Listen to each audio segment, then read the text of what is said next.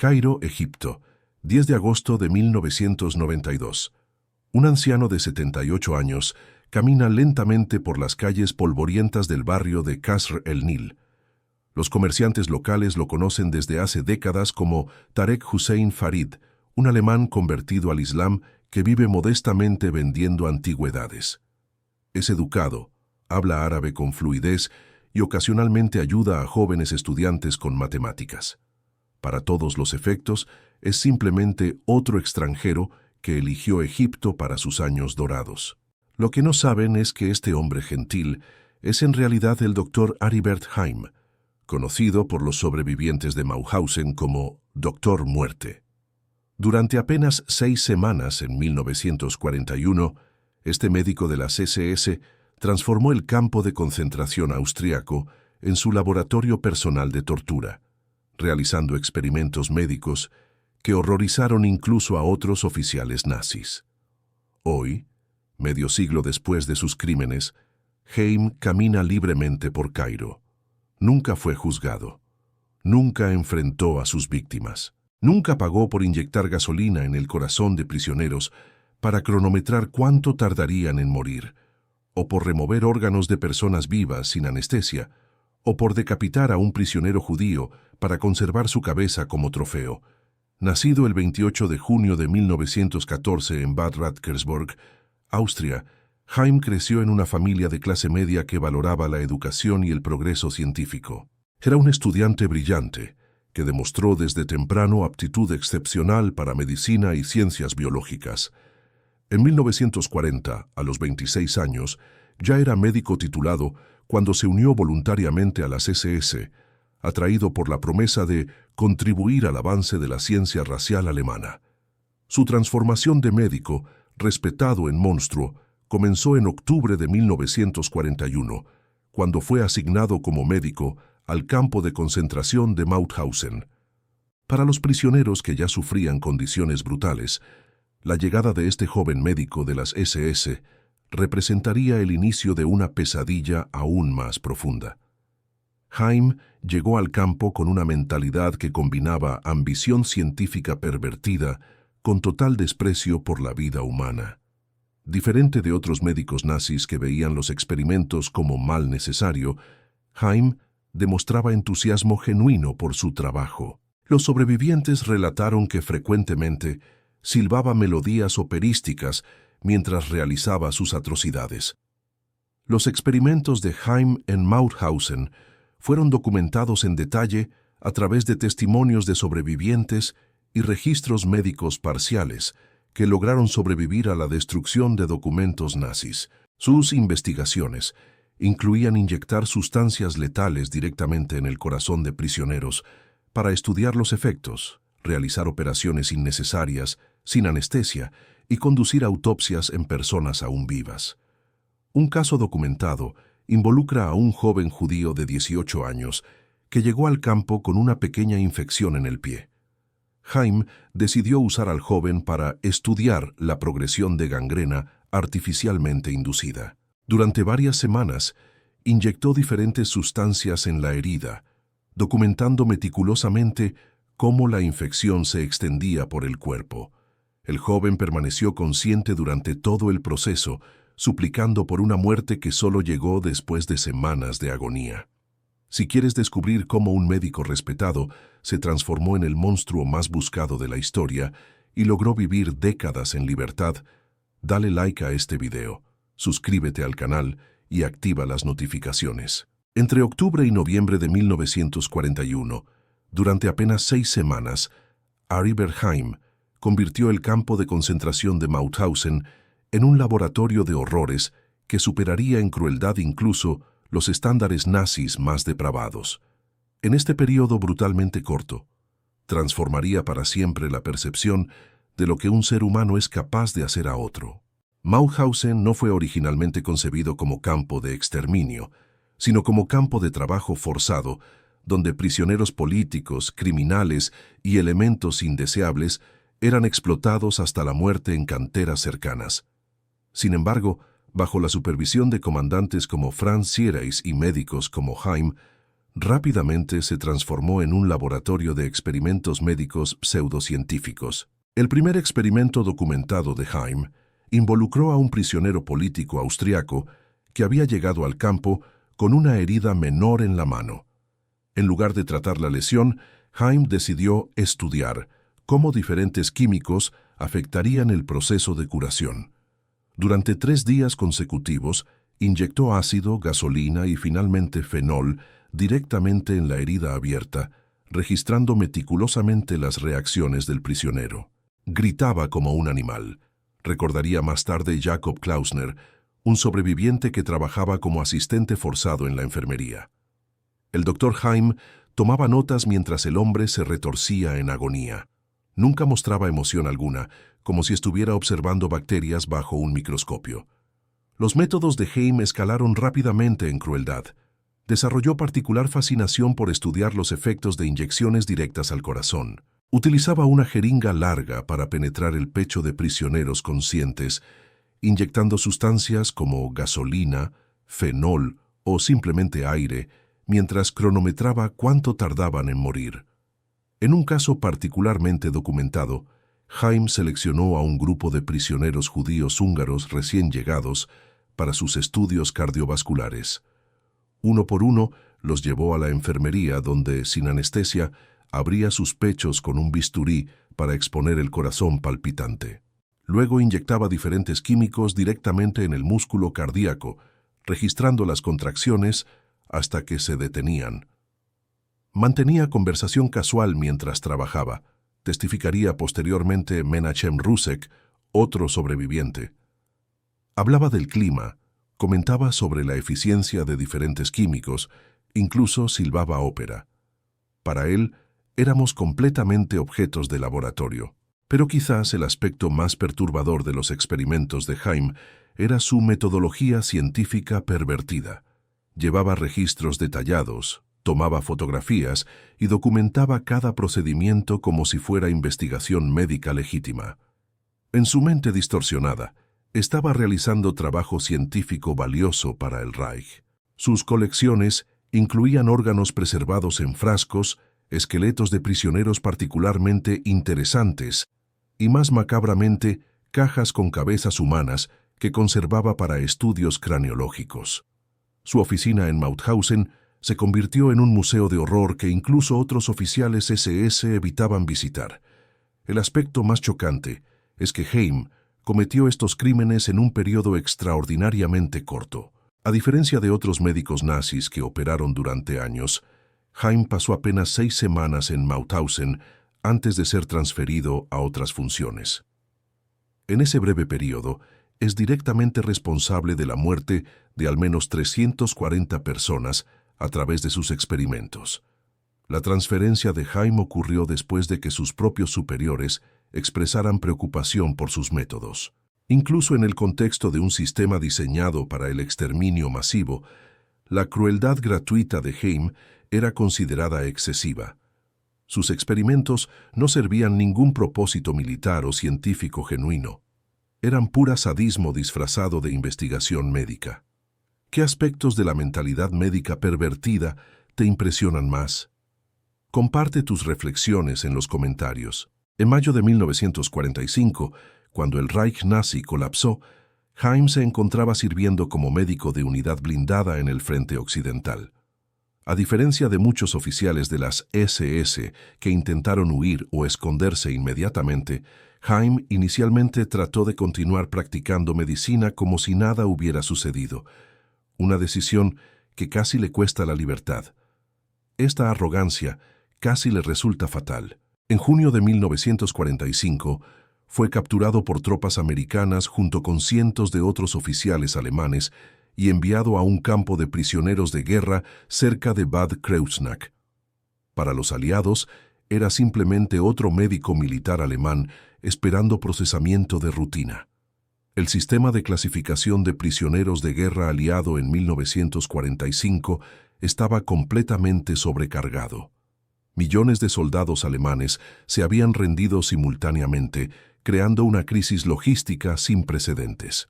Los americanos simplemente no tenían recursos para investigar adecuadamente el historial de cada prisionero, especialmente aquellos que parecían ser solo médicos militares.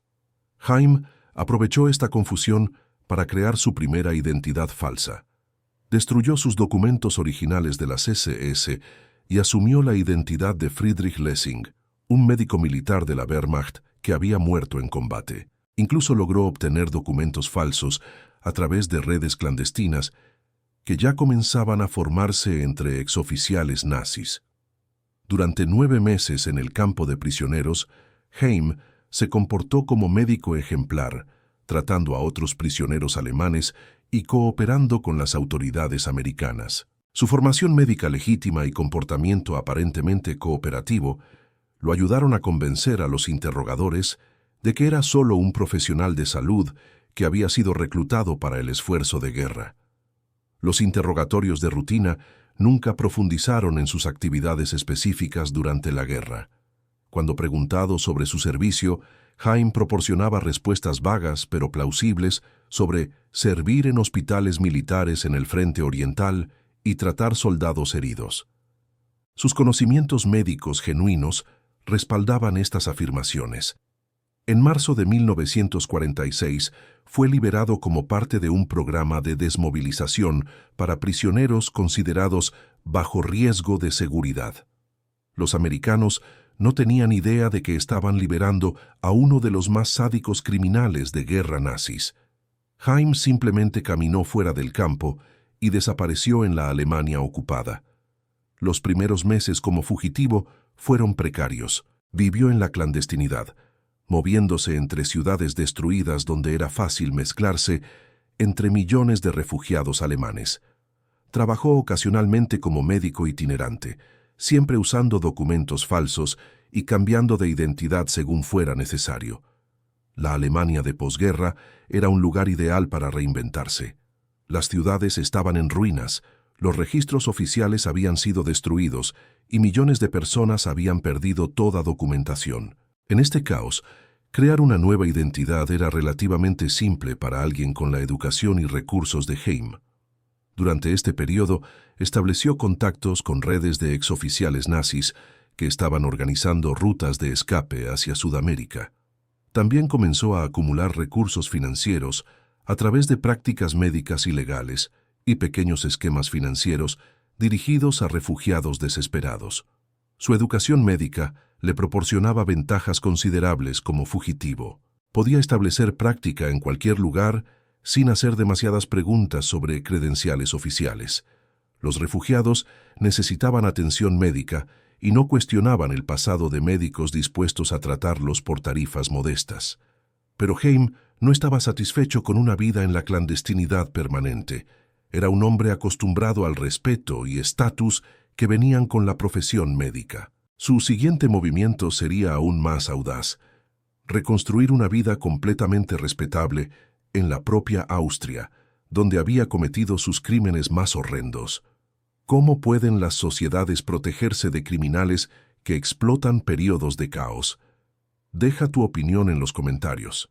Entre 1947 y 1962, Aribert Haim logró algo que pocos criminales de guerra nazis alcanzaron: reconstruyó una vida aparentemente normal y respetable en la propia Austria, donde había cometido sus crímenes más horrendos. Este periodo de 15 años demuestra cómo sociedades enteras pueden elegir el olvido conveniente cuando confrontadas con verdades dolorosas sobre su pasado. Usando documentos falsos meticulosamente forjados, Haim se estableció en Graz como Dr. Friedrich Lessing, médico clínico general especializado en medicina deportiva. Eligió esta especialidad estratégicamente. Era un área médica en crecimiento que atraía pacientes jóvenes y saludables, menos propensos a hacer preguntas sobre su pasado o métodos poco ortodoxos. Rápidamente construyó una clientela próspera entre atletas locales y familias de clase media alta. Era descrito por pacientes como médico competente, aunque algo frío. Algunos notaban que parecía particularmente interesado en casos que involucraban heridas o cirugías menores, una ironía macabra considerando sus experimentos letales en Mauthausen. En 1950, Heim se casó con Frida Auerbach, una enfermera alemana que se había mudado a Austria después de la guerra. Frida nunca supo la verdadera identidad de su esposo. Para ella, Heim era un médico dedicado que había perdido todos los registros médicos durante los bombardeos de Berlín. La pareja tuvo 2 hijos, Rüdiger en 1951 y Waltraud en 1954. Durante estos años, Heim desarrolló una persona cuidadosamente construida. Era miembro activo del colegio médico local, contribuía a organizaciones benéficas y participaba regularmente en la iglesia luterana. Sus vecinos lo conocían como padre dedicado, que llevaba a sus hijos a acampar en los Alpes austriacos cada verano. La vida doméstica de los Heim parecía idílica desde afuera. Vivían en una casa cómoda en los suburbios de Graz, con jardín donde Frida cultivaba flores y donde los niños jugaban con amigos del vecindario.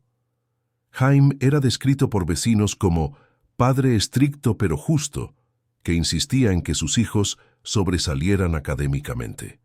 Sin embargo, aquellos que conocían a Heim íntimamente ocasionalmente notaban peculiaridades inquietantes. Frida más tarde recordaría que su esposo sufría pesadillas frecuentes, gritando en alemán sobre experimentos fallidos y sujetos que no cooperaban. Cuando ella preguntaba, él alegaba que eran memorias de tratar soldados heridos durante la guerra. Los hijos de Heim crecieron admirando a su padre como figura autoritaria pero protectora. Rüdiger más tarde seguiría los pasos del padre estudiando medicina, inspirado por lo que percibía como dedicación profesional de Heim. Waltraud se convertiría en profesora, influenciada por la insistencia de su padre en la importancia de la educación. Pero esta vida idílica comenzó a desmoronarse en 1960, cuando cazadores de nazis comenzaron a investigar sistemáticamente crímenes cometidos en Mauthausen.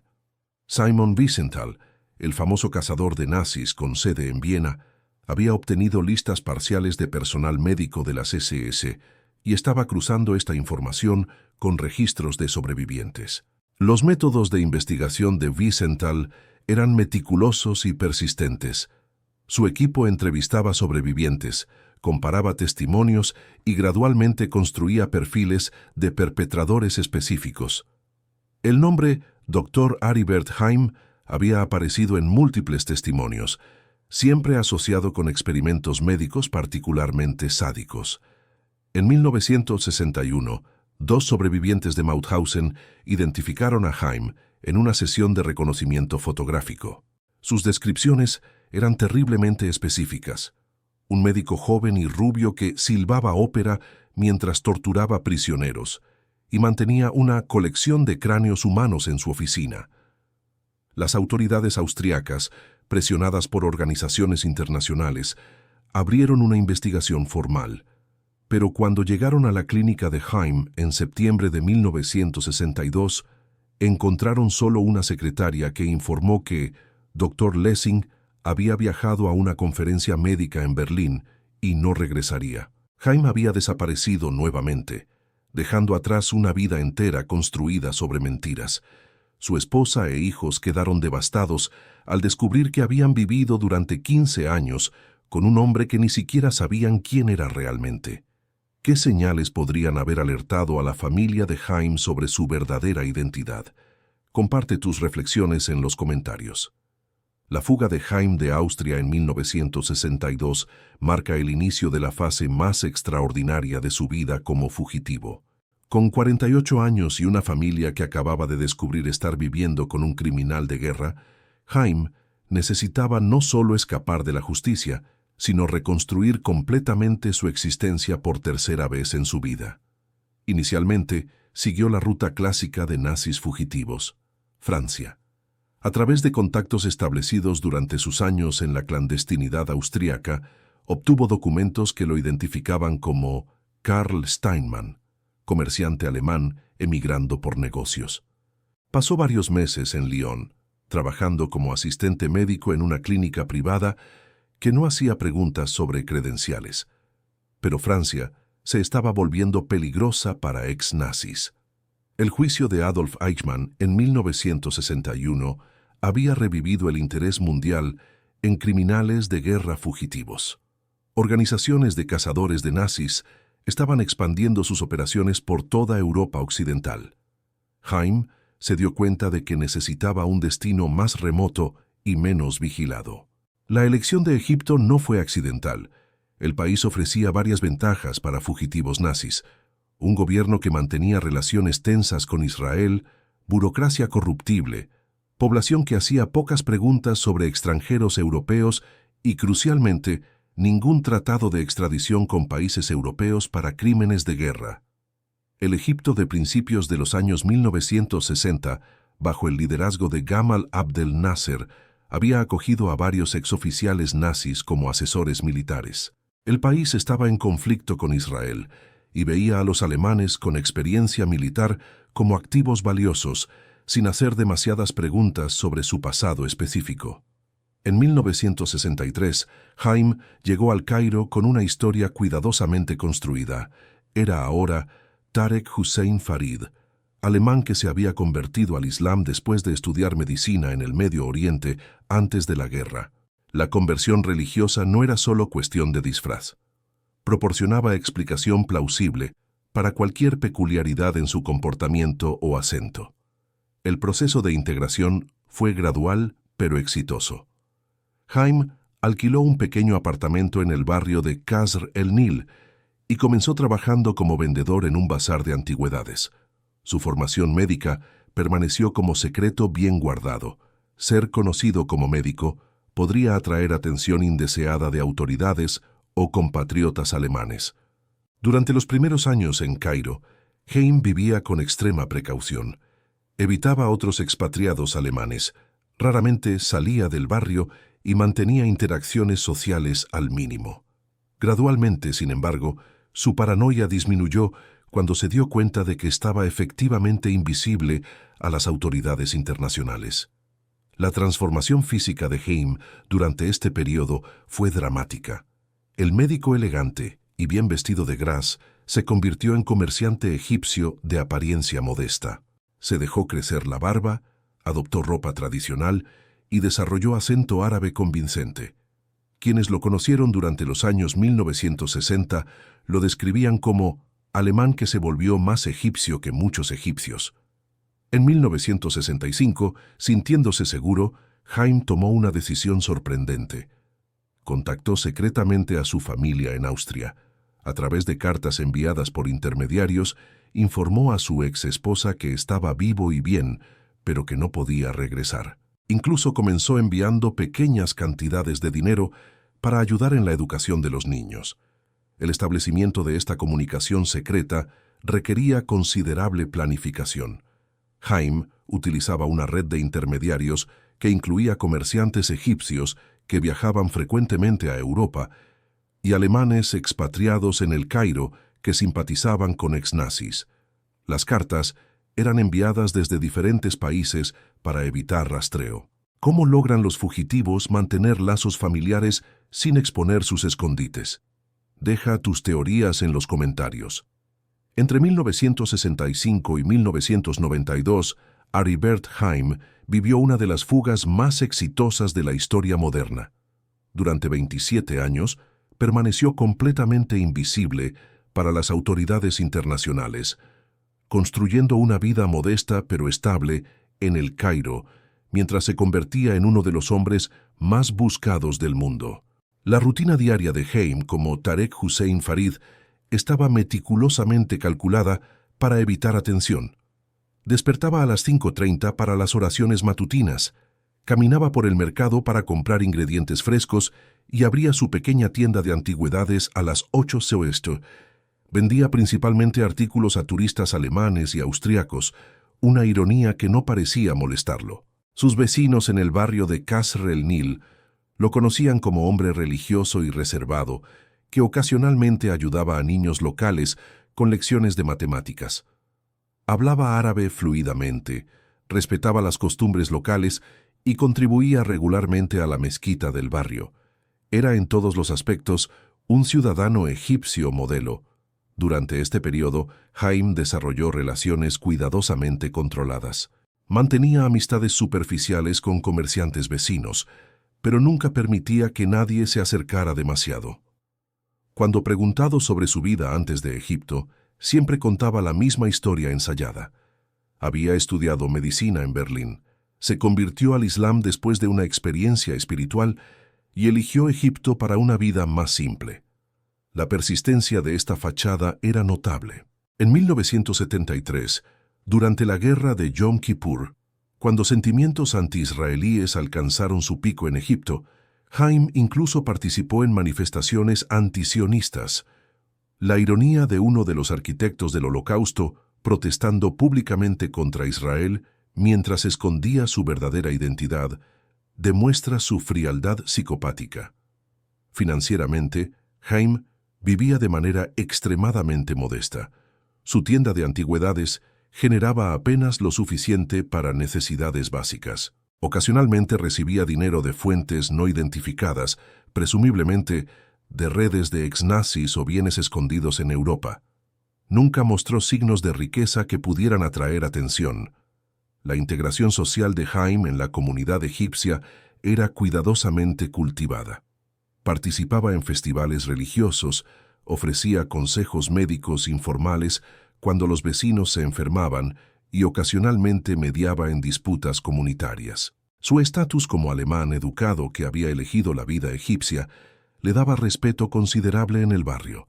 Durante los años 1970 y 1980, mientras otros criminales de guerra nazis eran descubiertos y juzgados, Haim permanecía completamente fuera del radar. El centro Simon Wiesenthal lo listó entre los más buscados, ofreciendo recompensas crecientes por información sobre su paradero. Pero las búsquedas se concentraban en Europa y Sudamérica. Nadie imaginaba que estaba escondido en El Cairo. La comunicación con la familia continuaba esporádicamente a través de intermediarios. Sus hijos, ahora adultos, vivían en Alemania bajo constante presión mediática sobre el paradero del padre. Públicamente negaban cualquier conocimiento de su ubicación. Privadamente recibían cartas ocasionales que demostraban que estaba vivo. En 1986, una búsqueda internacional coordinada casi expone a Haim. Investigadores rastrearon transferencias financieras sospechosas hacia Egipto y alertaron a las autoridades locales. Durante varias semanas, agentes egipcios investigaron alemanes residentes en El Cairo. Pero Haim se había preparado para esta posibilidad. Temporalmente cerró su tienda y pasó 2 meses viviendo con parientes de un amigo comerciante en el Alto Egipto. El aspecto más notable de estos años de invisibilidad era la aparente paz mental de Haim. Vecinos lo describían como hombre tranquilo, que parecía haber encontrado serenidad en su nueva vida. No mostraba signos de estrés o paranoia que caracterizaban a otros fugitivos nazis. Había logrado compartimentalizar completamente su pasado de su presente. ¿Qué factores permiten que fugitivos permanezcan escondidos por décadas en sociedades modernas? Comparte tu análisis en los comentarios. Uno de los aspectos más controvertidos de la fuga de Aribert Haim fue el papel desempeñado por su familia en Austria y Alemania. Durante décadas, mientras investigadores internacionales lo buscaban, Haim mantuvo contacto con hijos y otros parientes que, según evidencias posteriores, no solo sabían de su paradero, sino que activamente facilitaron su vida como fugitivo. El hijo de Haim, Rüdiger, se convirtió en médico como su padre y estableció una próspera práctica en Baden-Baden. Públicamente siempre negó cualquier conocimiento sobre el paradero de Haim, alegando que el padre había desaparecido cuando él era niño y que nunca más supo de él. Esta versión fue mantenida durante décadas de interrogatorios por investigadores y periodistas. La hija, Waltraud, se casó y se mudó a California, donde trabajó como profesora.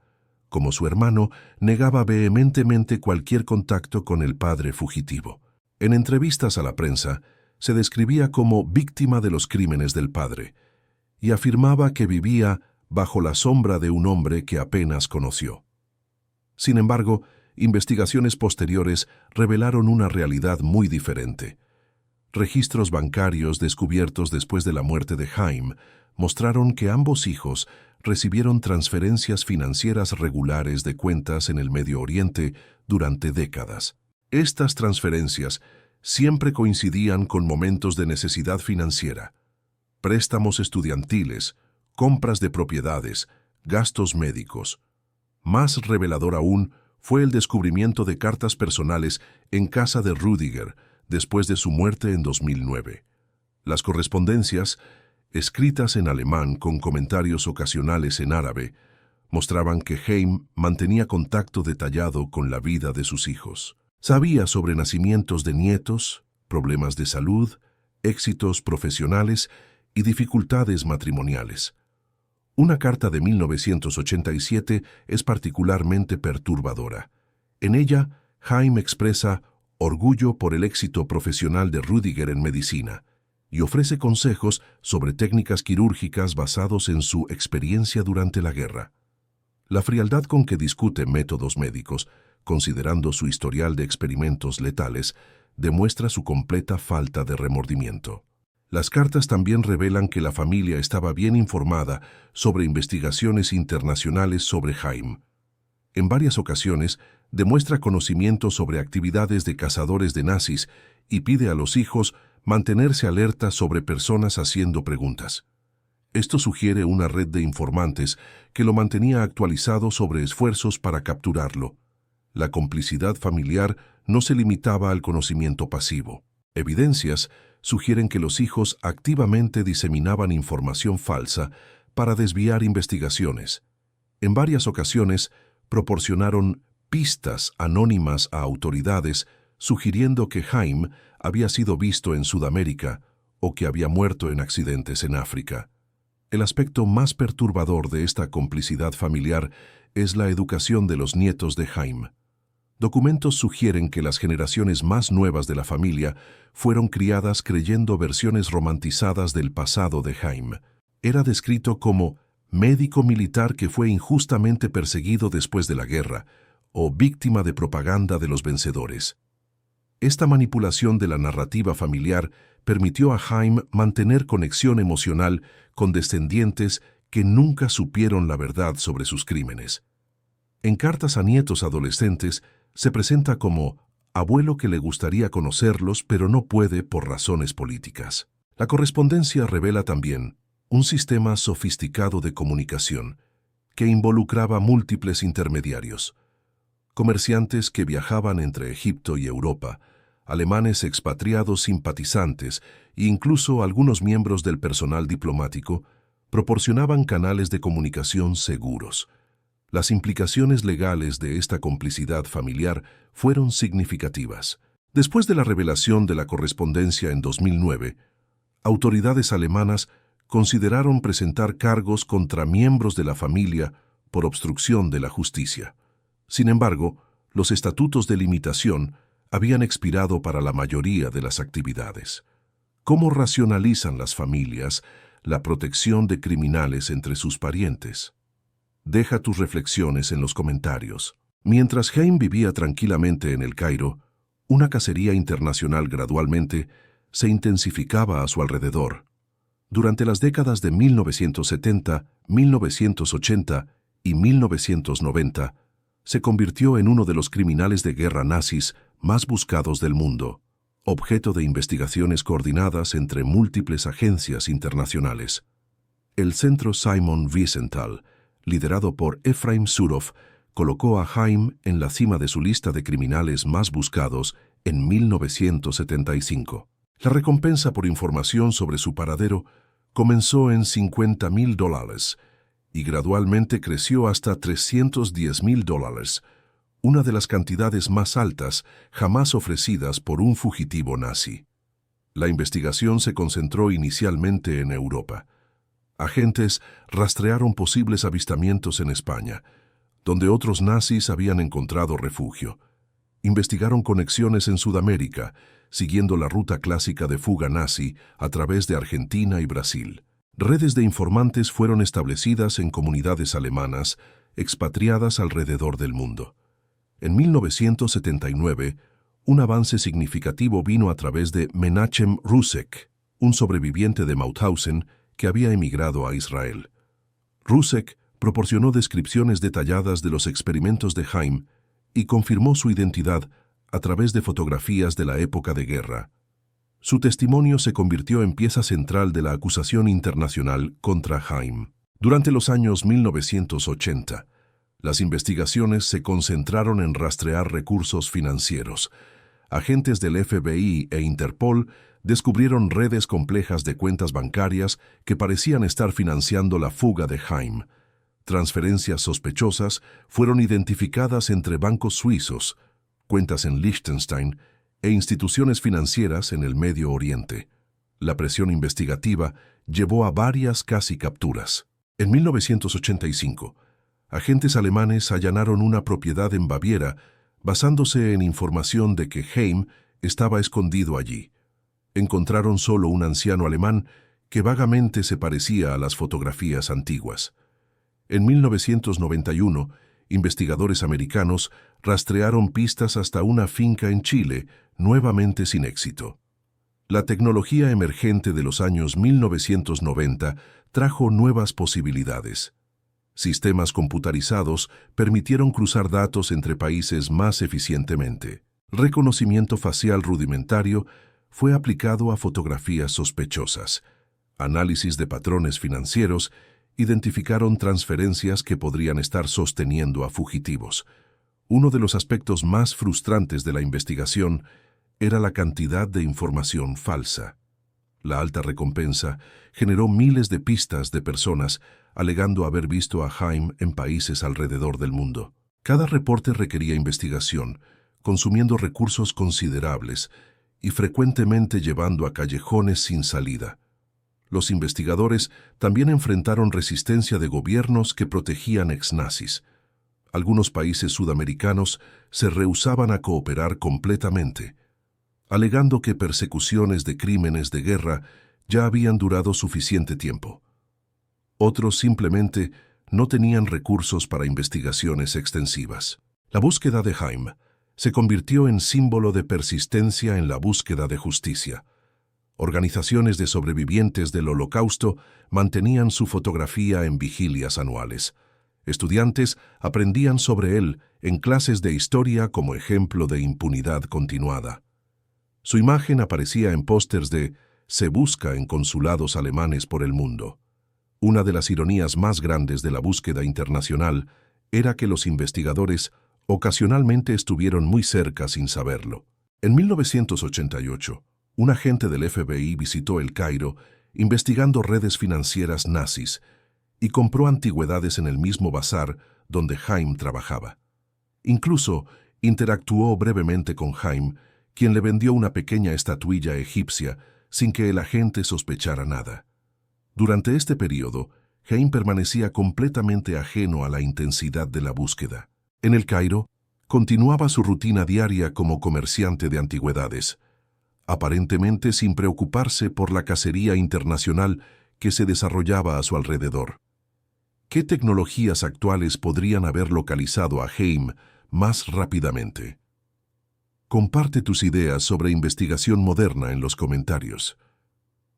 El 10 de agosto de 1992, Aribert Haim murió tranquilamente en su pequeño apartamento en El Cairo. Tenía 78 años y había pasado los últimos 30 años de su vida como Tarek Hussein Farid, comerciante de antigüedades alemán convertido al Islam. Su muerte fue registrada normalmente por las autoridades egipcias como fallecimiento por causas naturales de un ciudadano local. La muerte de Haim pasó completamente desapercibida para la comunidad internacional de cazadores de nazis. No hubo obituario en periódicos alemanes. No hubo funeral público. Solo algunos pocos vecinos egipcios y amigos comerciantes asistieron a su entierro en un cementerio islámico en los suburbios de El Cairo. Durante los últimos años de su vida, Haim había desarrollado cáncer intestinal.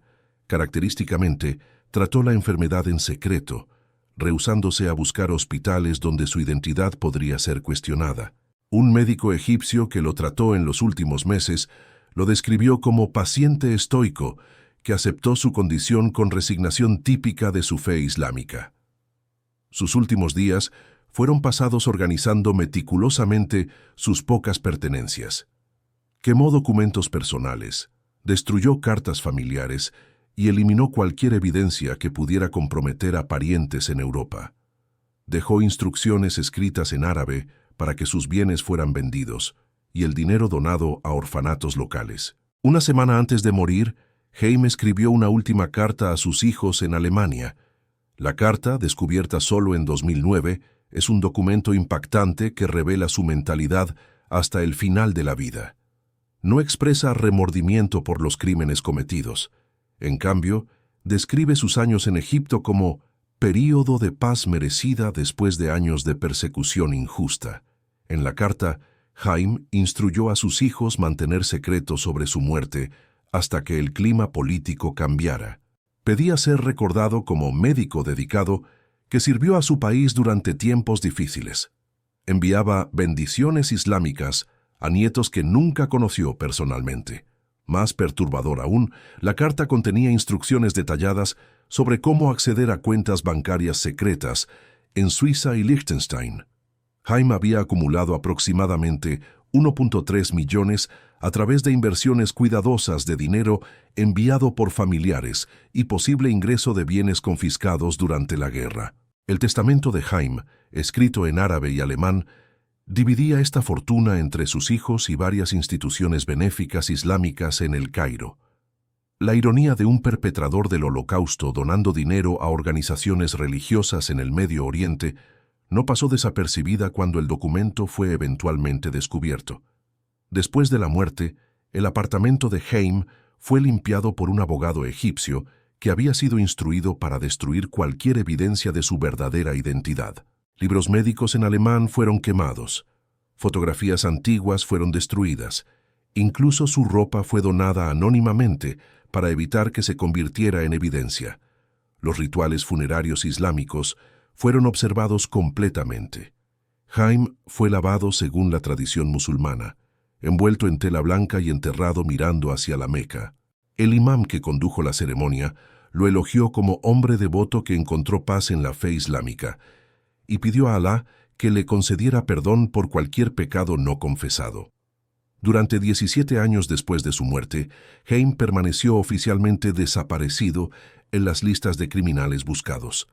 El centro Simon Wiesenthal continuó ofreciendo recompensas por información sobre su paradero. Investigadores continuaron siguiendo pistas falsas por el mundo, sin saber que el hombre que buscaban había muerto silenciosamente en El Cairo.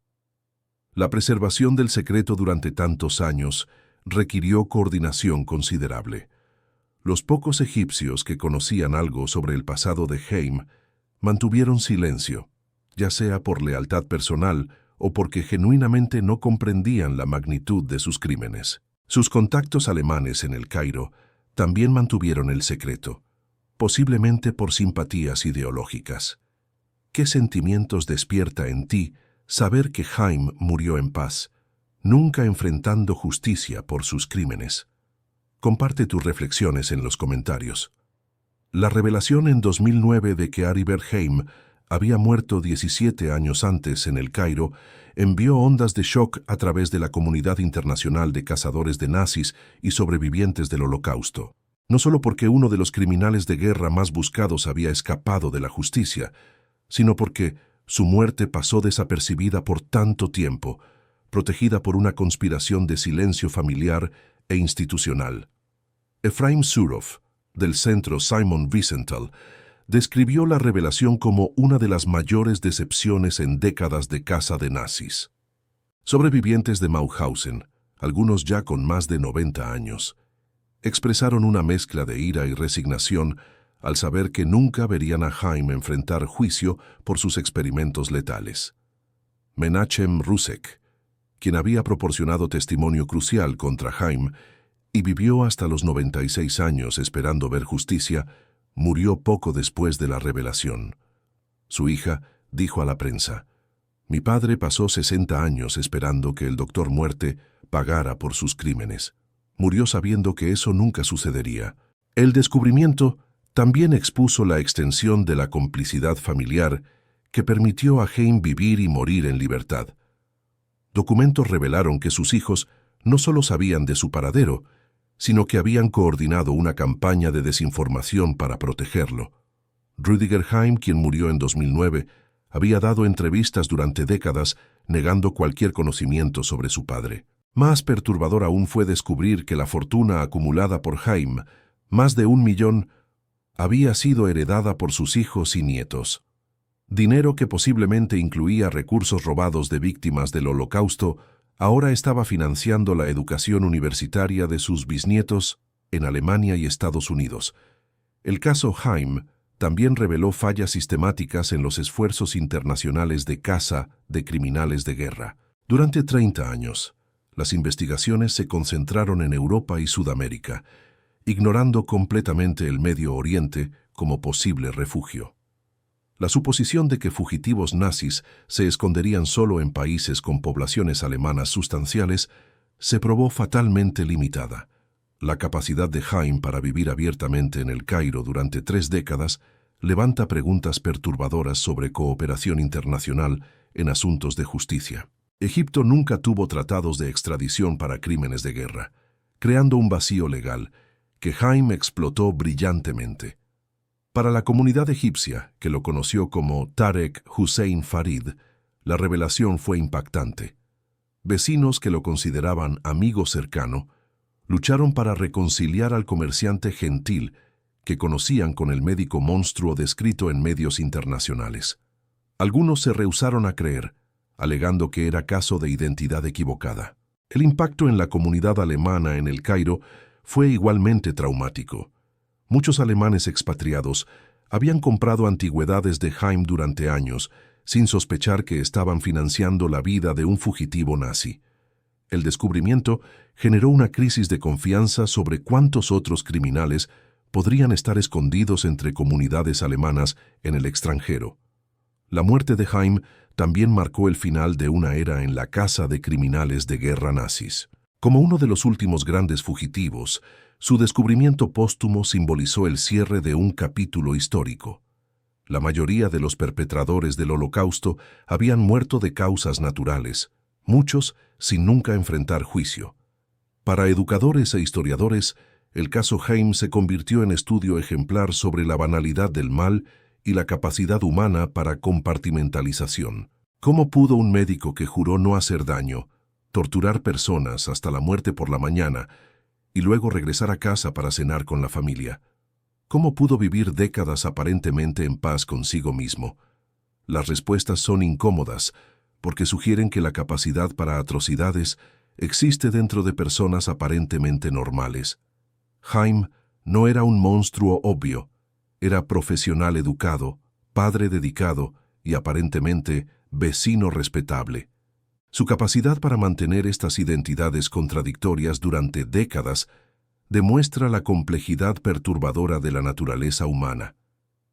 El legado más profundo del caso Haim no es solo sobre un criminal que escapó, sino sobre las condiciones sociales que hicieron posible su escape.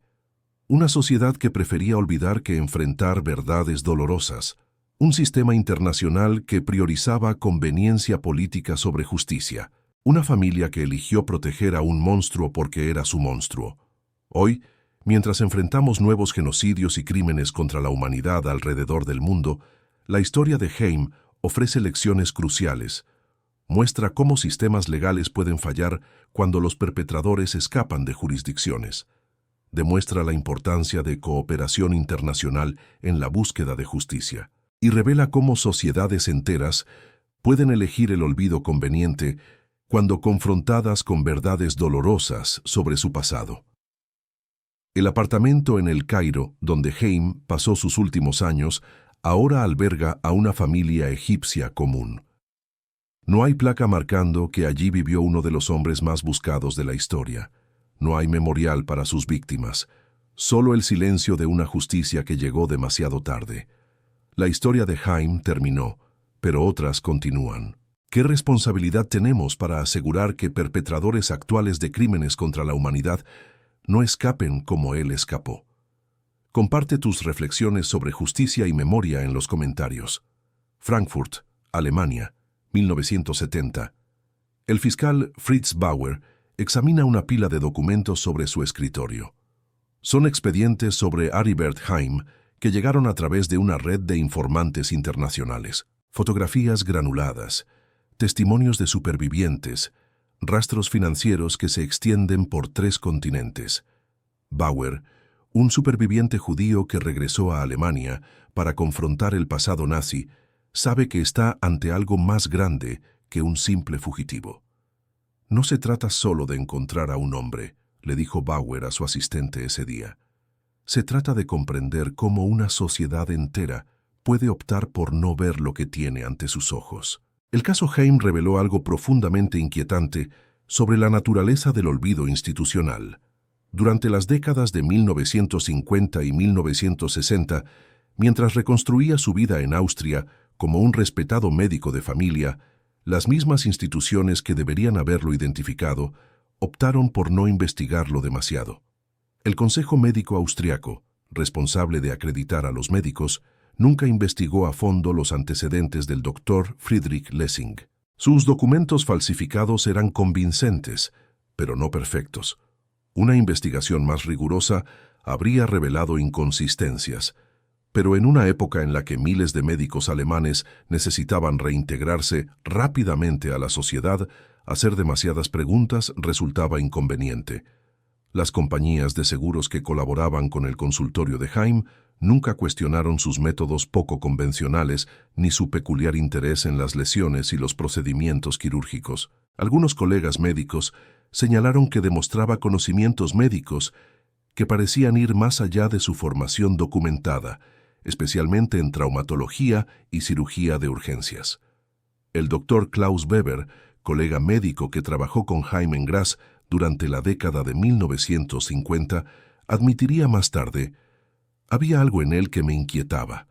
Su técnica quirúrgica era excepcional, pero a veces parecía experimental, como si estuviera probando cosas.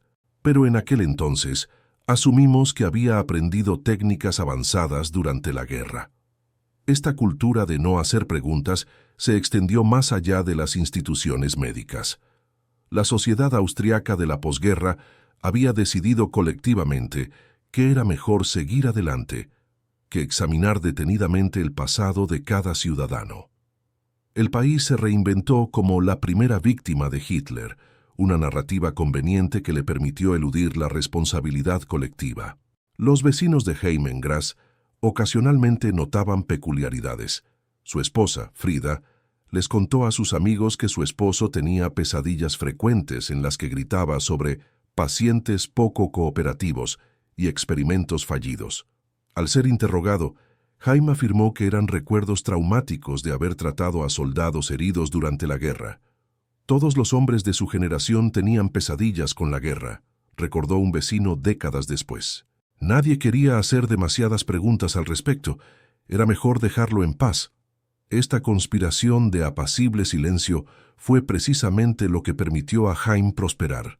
No necesitaba esconderse en las sombras porque la sociedad había decidido colectivamente no iluminar con demasiada intensidad los rincones oscuros del pasado reciente. ¿Cómo pueden las sociedades modernas equilibrar la necesidad de avanzar con la responsabilidad de afrontar verdades difíciles? Archivos de la CIA, Langley, Virginia, 1995. El historiador Timothy Naftali examina documentos recién desclasificados sobre las operaciones de la CIA en la posguerra. Entre las miles de páginas encuentra referencias intrigantes a Steinmann Karl, uno de los alias utilizados por Aribert Heim durante su huida por Francia en 1962. Los documentos revelan que las agencias de inteligencia occidentales conocían la existencia de redes de escape nazis, pero a menudo hacían la vista gorda a cambio de información sobre las actividades soviéticas. El nombre de Heim aparece en 3 informes diferentes, siempre al margen de investigaciones más amplias de espionaje durante la Guerra Fría. Steinmann, sospechoso de ser un médico fugitivo de las SS. reza una entrada de 1963. Poca prioridad debido a la atención operativa a las amenazas comunistas activas. La siguiente entrada, de 1965, simplemente dice: Steinmann se perdió su rastro, presumiblemente muerto o reubicado en Sudamérica. Esta revelación expone una dimensión hasta ahora desconocida de la fuga de Haim. Las agencias de inteligencia occidentales ocasionalmente tenían pistas sobre su ubicación, pero decidieron no actuar debido a otras prioridades geopolíticas. Durante la Guerra Fría, los exoficiales nazis con conocimientos científicos o militares eran considerados en ocasiones un recurso valioso. Aunque no hay pruebas de que Haim trabajara directamente para agencias occidentales, el clima político de la época creó una atmósfera en la que la persecución de los criminales de guerra nazis era menos prioritaria que la lucha contra la amenaza comunista. Un memorando desclasificado de 1967 revela que el FBI tenía conocimiento de transferencias financieras sospechosas a Egipto que podrían estar relacionadas con fugitivos nazis. La investigación se suspendió porque es mejor emplear los recursos contra la infiltración comunista interna. El doctor Richard Breitman, historiador especializado en documentos de la Guerra Fría, explica: hubo un cálculo cínico por parte de todas las potencias occidentales. Perseguir a todos los criminales de guerra nazis requeriría enormes recursos, necesarios para contener a la Unión Soviética. Muchos casos simplemente se archivaron. Esta politización de la justicia tuvo consecuencias duraderas. No solo permitió que criminales como Haim escaparan, sino que sentó precedentes peligrosos sobre cuándo y cómo se procesarían los crímenes de lesa humanidad. El mensaje implícito era que la justicia dependía de la conveniencia geopolítica. Los archivos también revelan que varias agencias tenían información parcial sobre Haim que, de haberse compartido y coordinado, podría haber conducido a su captura. Sin embargo, las rivalidades burocráticas y el secretismo excesivo impidieron una cooperación eficaz. En 1978, la CIA recibió un informe de un informante egipcio sobre un alemán en el Cairo que evita a otros europeos y podría tener un pasado militar. El informe menciona específicamente el barrio donde vivía Haim.